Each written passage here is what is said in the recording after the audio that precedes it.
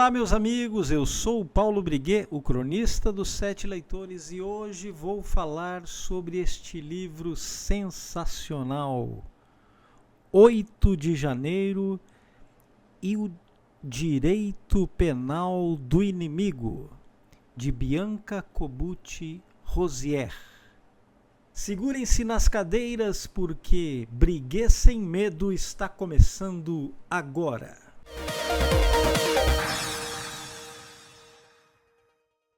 Quando os brasileiros do futuro quiserem estudar o tempo que nós estamos vivendo, eles precisarão ler este livro aqui, 8 de janeiro e o Direito Penal do Inimigo, da doutora Bianca Cobucci-Rozier, defensora pública no Distrito Federal e mestre em políticas públicas. A doutora Bianca publicou este livro recentemente pela editora EDA, que também é a editora de outro best-seller, O Inquérito do Fim do Mundo. Livro fundamental, também outro livro fundamental para a gente compreender o que o Brasil está vivendo hoje e para que as futuras gerações possam entender o que está acontecendo no nosso país hoje. Mas vocês podem me perguntar, 8 de janeiro e o direito penal do inimigo. Mas, afinal de contas, o que é o direito penal do inimigo?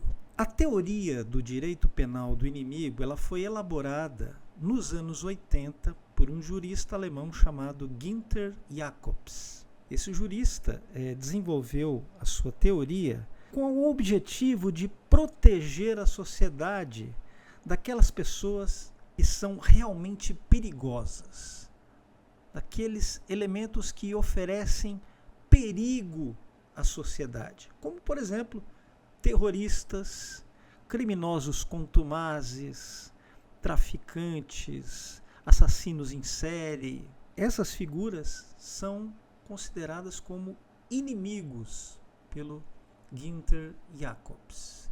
E, portanto, elas acabam sendo submetidas a um outro tipo de processo penal, não com os mesmos direitos que são assegurados aos cidadãos comuns.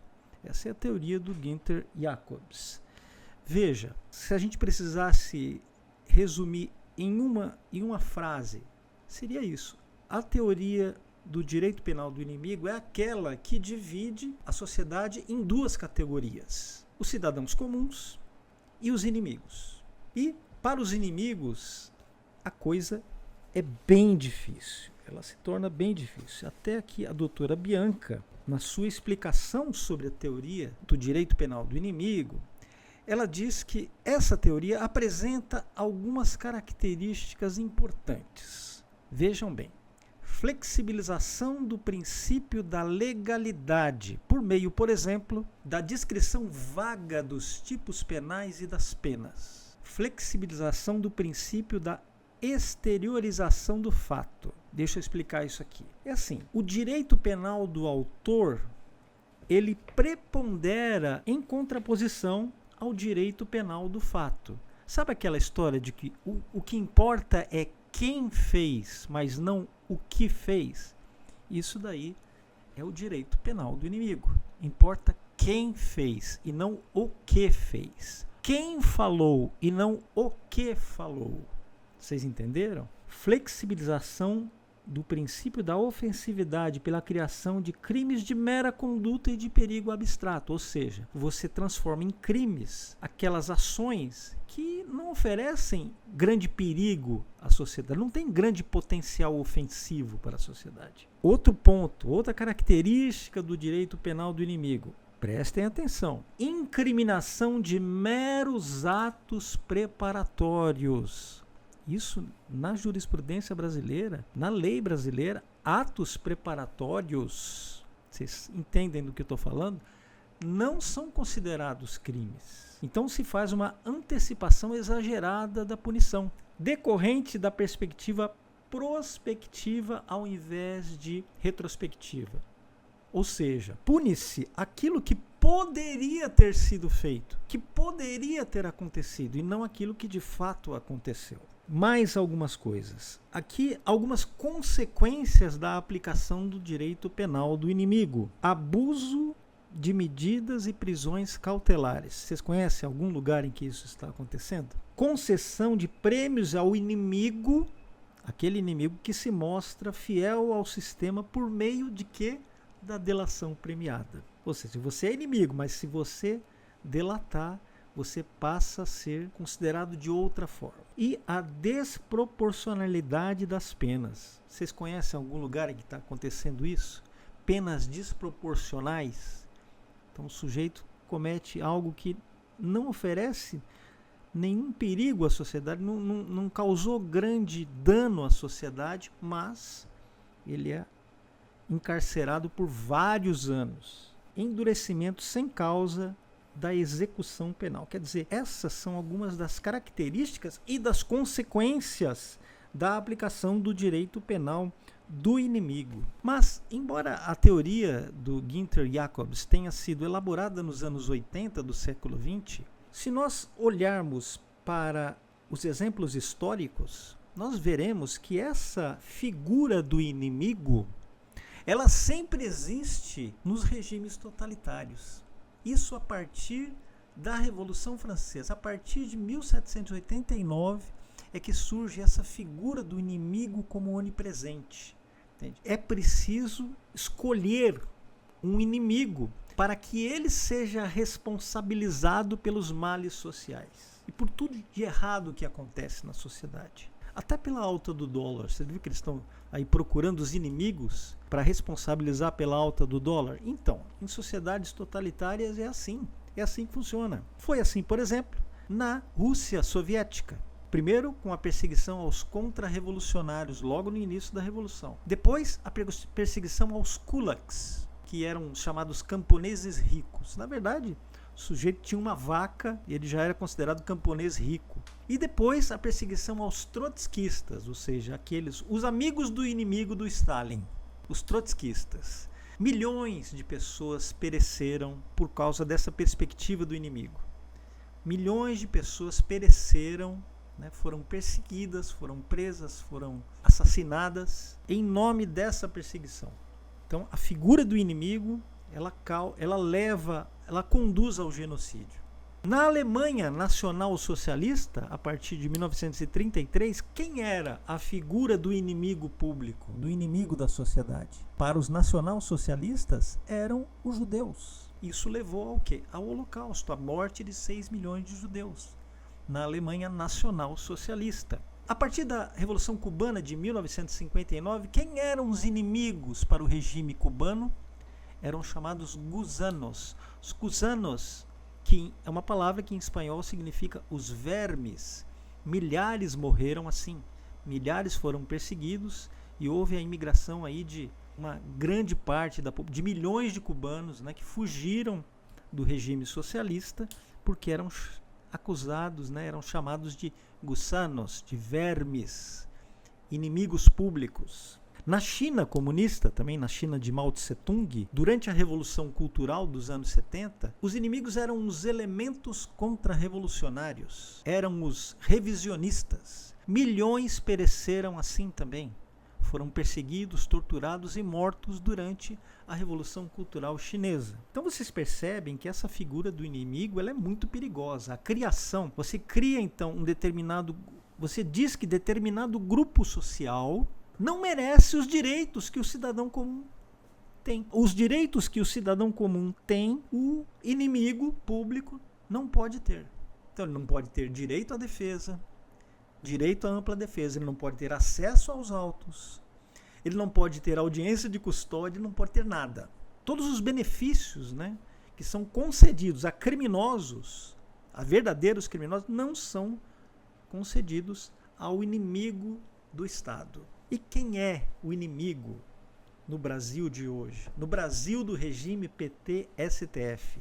E isso é o que a doutora Bianca conta no seu livro. O inimigo no Brasil do regime PT-STF é a direita. O inimigo no Brasil do regime PT-STF é o conservadorismo, é o bolsonarismo. Então, todos aqueles que forem enquadrados nessa categoria estão sujeitos a, cedo ou tarde, perder completamente os seus direitos fundamentais. Para tanto, o STF, com o objetivo de destruir a direita, acabou destruindo o direito no Brasil. Essa é a verdade. Isso começou a partir do dia 14 de março de 2019, com a instauração do inquérito ilegal, que é chamado, muito propriamente, de Inquérito do Fim do Mundo, também conhecido como Inquérito das Fake News, que está lá até hoje. Há 6 anos vem sendo revogado, é um inquérito que nunca acaba, e a partir dessa data, de 2019, inúmeras violações e abusos foram cometidos. Contra quem? Contra os inimigos do sistema. E é sobre isso que a doutora Bianca fala nesse livro. Mas ela fala com amplo conhecimento de causa. Primeiro, porque ela trabalha com a Defensoria Pública. Ela viu com os próprios olhos os abusos que foram cometidos contra os presos políticos do 8 de janeiro. Ela viu e ela relata que esses abusos que foram feitos, inclusive os abusos que foram feitos durante o julgamento, ou seja, não houve individualização das penas. Cerca de 98% dos textos, das sentenças, né, contra os presos políticos do 8 de janeiro, 98% são iguais. Não há individualização das penas. As pessoas foram condenadas de maneira absolutamente desproporcional e por um crime impossível, ou seja, um golpe de Estado num domingo, sem expediente, com os prédios públicos todos vazios, sem armas, pessoas desarmadas, pessoas com a Bíblia e com o terço na mão, desarmadas, que na maioria esmagadora dos casos não cometeram nenhum crime, são inocentes de todo e qualquer crime. As poucas que cometeram crimes de menor potencial ofensivo. Jamais se poderia manter essas pessoas na prisão por anos, né, em decorrência desses crimes de menor potencial ofensivo. Mesmo aqueles que cometeram crimes, e foram uma minoria. E foi uma minoria. Então, esse trabalho todo da doutora Bianca é fundamental para que você conheça o que está acontecendo no nosso país. Você tem que ler, sim, o livro da doutora Bianca, mas para você se informar sobre esses abusos que vêm sendo cometidos, né, você precisa se tornar assinante da Gazeta do Povo. É por isso que nós estamos com a promoção Todos Gazeta. Agora, até o final do ano, nosso objetivo, a nossa meta, o nosso desafio é conquistar 5.000 assinaturas, completar 5.000 novas assinaturas até o final, até dia 31 de dezembro. E eu sei que você pode nos ajudar nisso. E vejam só, olha a promoção. Nos 6 primeiros meses você paga apenas R$1 por mês. R$1 por mês para ter acesso a todo o conteúdo da Gazeta do Povo. O único jornal, o único grande jornal que informa você com toda a seriedade, né? Que informa você sobre esses abusos que vêm sendo cometidos pelo Supremo Tribunal Federal e por nosso estamento burocrático. Eu queria aqui destacar no livro da doutora Bianca alguns casos que ela... Por exemplo, o caso da Débora Rodrigues dos Santos. Esse caso aqui, meus amigos, é realmente chocante. Débora Rodrigues dos Santos. Segundo a defesa da Débora Rodrigues dos Santos, a denúncia contra ela é genérica e descreveu a conduta de pichar uma estátua, um crime de menor potencial ofensivo, cuja pena deveria ser, no máximo, de prestação de serviços à comunidade ou de pagar cestas básicas. A frase que ela escreveu, aliás, é inspirada na provocação do ministro Luiz Roberto Barroso, né? Perdeu o mané, e foi removida com água e detergente. Ela não entrou em nenhum dos prédios públicos, mas mesmo assim é acusada de abolição violenta do Estado Democrático de Direito, golpe de Estado, associação criminosa armada, sendo que ela estava armada com um batom, deterioração do patrimônio tombado, dano qualificado pela violência e grave ameaça contra o patrimônio grave ameaça que foi apagada com água e detergente.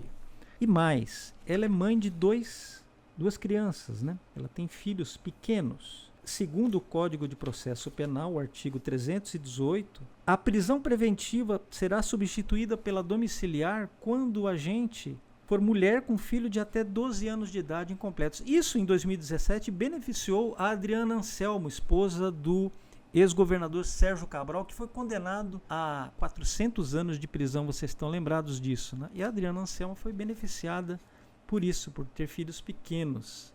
Vejam só. E a Débora não foi.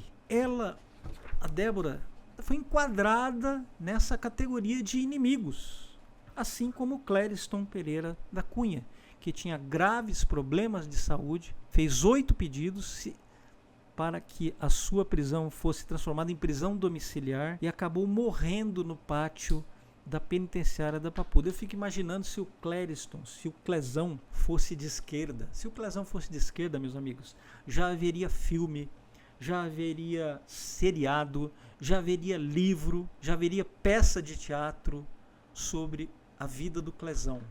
Ele teria sido transformado em mártir. Mas como ele era de direita, como ele era bolsonarista, como ele era patriota, ele acabou morrendo no pátio da Papuda. E sendo que o ministro Alexandre de Moraes tinha lá o pedido para a prisão domiciliar na sua mesa e não o fez. Não concedeu esse pedido ao Clezão. Ele acabou morrendo no pátio da Papuda. Da mesma maneira, a doutora Bianca fala sobre os casos absurdos do Felipe Martins, né, que foi acusado de viajar, de fazer uma viagem que ele nunca fez, que se tivesse feito também não seria crime, e agora está sendo acusado de não ter feito a viagem para enganar a polícia. Vejam só, não existe saída aí para o inimigo do Estado. Se você é considerado um inimigo do Estado, mesmo as leis da lógica passam a não existir no seu caso. Então a gente fica imaginando assim o destino desses patriotas, né? Dessas pessoas que estão presas ou que estão no exílio, fugindo aí do regime PT-STF, essas pessoas vão passar um Natal muito difícil, porque elas não vão receber nenhum dos benefícios que são concedidos aos criminosos verdadeiros. Mas ainda há pessoas corajosas, como a doutora Bianca, que está denunciando esses abusos. É por isso que vocês precisam ler o livro 8 de Janeiro e o Direito Penal do Inimigo. Eu vou concluir hoje com uma citação do prefácio desse livro. Prefácio que foi escrito pela juíza Ludmila Lins Grillo, que está exilada nos Estados Unidos, né? Que foi perseguida pelo regime PT-STF e hoje está exilada nos Estados Unidos. São palavras muito interessantes. Ela começa citando, no seu prefácio, a frase de um jurista italiano, Eugenio Raul Zaffaroni, em que ele se refere a Roland Freisler, o juiz de Hitler, o juiz preferido do regime nacional socialista. Freisler, como presidente do Tribunal do Povo durante 3 anos, conseguiu entrar na história como palhaço carrasco disfarçado de juiz mais trágico e letalmente ridículo de todos os tempos. Roland Freisler também acreditava no direito penal do inimigo. Mesmo que a teoria não tivesse sido elaborada, todas as suas ações, ele condenou mais de 5.000 pessoas à morte por serem contra o regime nacional socialista, todas as suas ações estavam dentro dessa lógica do inimigo. E aí a doutora Ludmila diz o seguinte: quem poderia imaginar que menos de um século após os terríveis julgamentos conduzidos pelo juiz Roland Freisler, poderia surgir em plena terra de Santa Cruz alguma figura exótica a lhe fazer justa concorrência? É para a gente pensar, né? Quem de fato são os inimigos do Brasil? Briguê Sem Medo vai ficando por aqui. Um abraço e até a próxima.